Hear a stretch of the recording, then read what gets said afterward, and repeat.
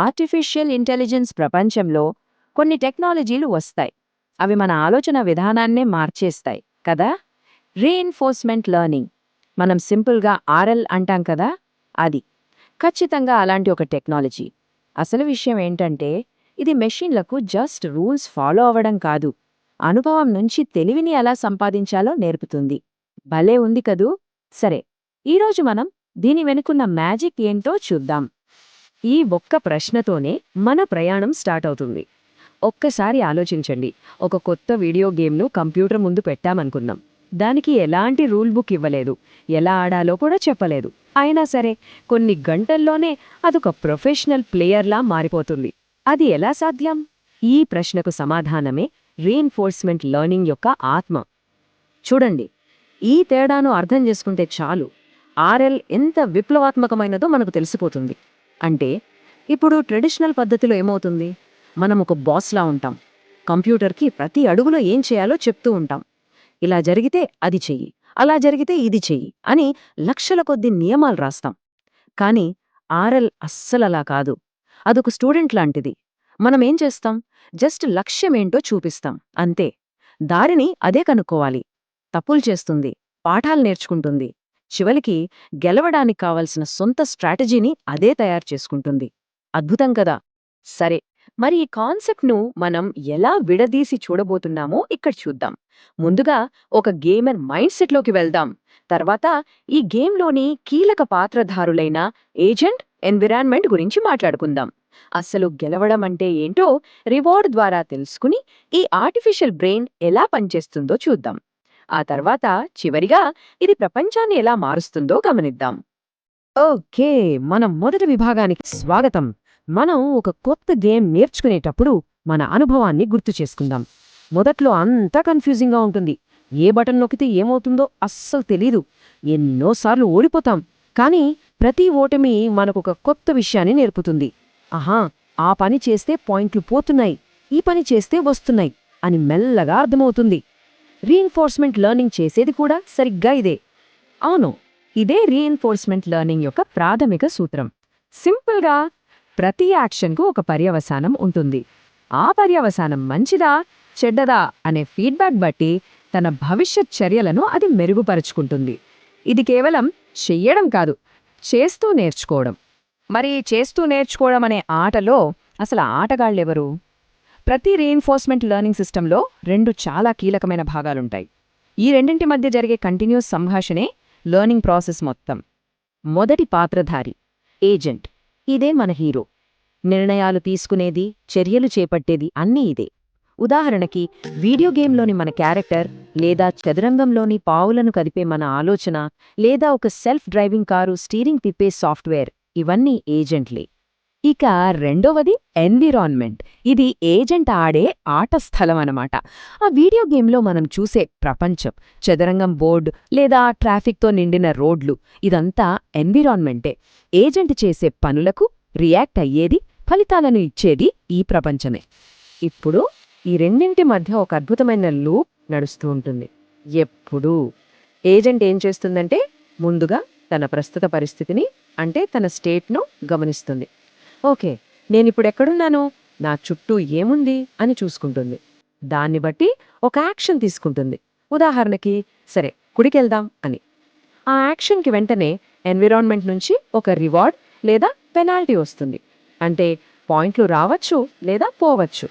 ఆ రివార్డ్తో పాటు ఏజెంట్ ఒక కొత్త స్టేట్లోకి వెళ్తుంది. అంతే. ఈ స్టేట్, యాక్షన్, రివార్డ్ సైకిల్ ఉంది చూశారు, ఇది లక్షల సార్లు, కోట్ల సార్లు రిపీట్ అవుతూనే ఉంటుంది. మరి ప్రతిసారి ఏజెంట్ ఇంకాస్త తెలివైనదిగా మారుతుంది. అయితే ఈ ఏజెంట్ గోల్ ఏంటి? కేవలం నెక్స్ట్ వచ్చే 10 పాయింట్లు సంపాదించడమా? కాదు, అస్సలు కాదు. రీఇన్ఫోర్స్మెంట్ లెర్నింగ్ అంత సింపుల్ కాదు. ఇది చెస్ ఆడినట్టు. కేవలం తర్వాతి మూవ్ గురించి కాదు, మొత్తం ఆటలు ఎలా గెలవాలి అనే దాని గురించి ఆలోచిస్తుంది. ఈ ఉదాహరణ చూడండి. ఏజెంటుకు 2 దారులున్నాయి. మొదటి దారిలో వెళితే ఇమ్మీడియట్గా +10 పాయింట్స్ వస్తాయి. రెండో దారిలో వెళితే ముందొక చిన్న -5 పెనాల్టీ ఉంది. కానీ ఆ తర్వాత ఏకంగా +50 పాయింట్స్ జాక్పాట్ ఉంది. ఇప్పుడు ఒక నార్మల్ ప్రోగ్రామ్ అయితే తక్షణ లాభం కోసం మొదటి దారినే ఎంచుకోవచ్చు. కానీ ఒక తెలివైన RL agent long term gain కోసం చిన్న నష్టాన్ని భరించడానికి కూడా సిద్ధపడుతుంది. దాని లక్ష్యం ఒక్కటే, మొత్తం ప్రయాణంలో గరిష్ట రివార్డులు సేకరించడం. మరి ఏ పరిస్థితిలో ఏ నిర్ణయం తీసుకుంటే ఎక్కువ రివార్డ్ వస్తుందని ఏజెంట్కి ఎలా తెలుస్తుంది? ఇక్కడే పాలసీ అనే కాన్సెప్ట్ వస్తుంది. సింపుల్గా చెప్పాలంటే పాలసీ అంటే ఏజెంట్ యొక్క మాస్టర్ ప్లాన్. ఇది ఒక రూల్ బుక్ లాంటిది. కానీ ఈ రూల్ బుక్ను ఏజెంట్ తన అనుభవంతో స్వయంగా రాసుకుంటుంది. ఈ స్టేట్లో ఉన్నప్పుడు ఈ యాక్షన్ తీసుకుంటే గెలిచే అవకాశం ఎక్కువ అని చెప్పేదే పాలసీ. మొత్తం లెర్నింగ్ ప్రాసెస్ అంతా కూడా ఈ పాలసీని మెరుగుపరచడం గురించే. సరే, కాన్సెప్ట్ అయితే చాలా బాగుంది. కానీ ఈ పాలసీని ఏజెంట్ నిజంగా ఎలా బిల్డ్ చేసుకుంటుంది? దాని మెదడు లోపల అసలు ఏం జరుగుతుంది?